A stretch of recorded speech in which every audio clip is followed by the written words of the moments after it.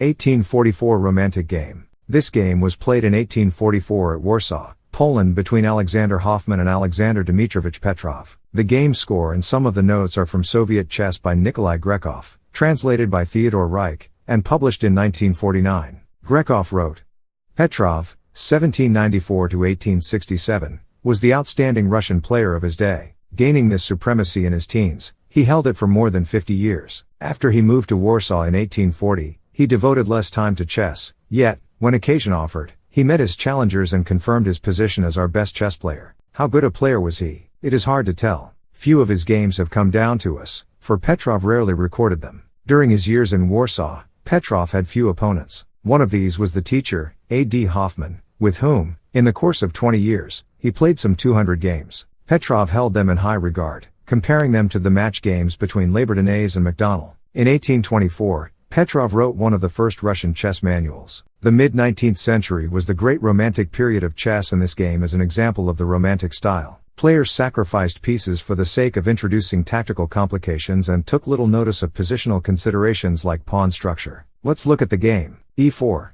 e5.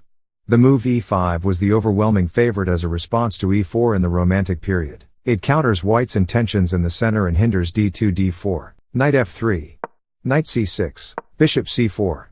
Bishop c5. c3. Knight f6. d4. E takes d4. Black eliminates the threat against the e5 pawn in the most direct way, by exchanging it on d4. e5. White removes the e-pawn from danger and attacks black's knight. The move is now considered unusual. Knight e4. Bishop d5. Knight takes f2. With knight takes f2, black forks the queen and rook. White has an adequate reply and will not lose either piece. It will be clear in a few moves that black's move is really a sacrifice of the knight for 3 pawns. King takes f2. D takes c3 check. King g3. Of the 4 squares available to the king, white chooses the square that least interferes with the future development of the rook on h1. The white king might look exposed on g3, but black has no immediate way to attack it. C takes b2. Bishop takes b2. Knight e7.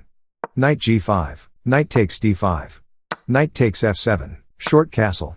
Black plays the surprising short castle, saving the rook and sacrificing the queen instead. Note that black could castle even though the rook was under attack before the move. Knight takes d8. Bishop f2 check. Black starts the final attack by bringing one bishop into the area near the king, forcing it onto a square where it will be attacked by the other bishop. King h3. d6 check. e6. Knight f4 check. It turns out that knight f4 check, forking the king and e-pawn, is the only move to continue attacking. After the further knight takes e6, the deadly diagonal for black's light-squared bishop will reopen. King g4. Knight takes e6. Knight takes e6. Once again, black has only one move to continue the attack. Knight takes e6. The move is strong not because it captures the pawn, which is an unimportant detail. It is strong because it clears the diagonal for the second bishop to participate in the attack. Bishop takes e6 check. King g5. The white king has only 2 squares available to move, g5 and h5. All of the squares adjacent to those 2 squares are attacked by black pieces. Rook f5 check. King g4. The move king g4 is forced. Black now has 2 ways to mate in 2 moves. Can you find them? h5 check. King h3. Rook f3 checkmate. Thanks for watching. Like and subscribe for more.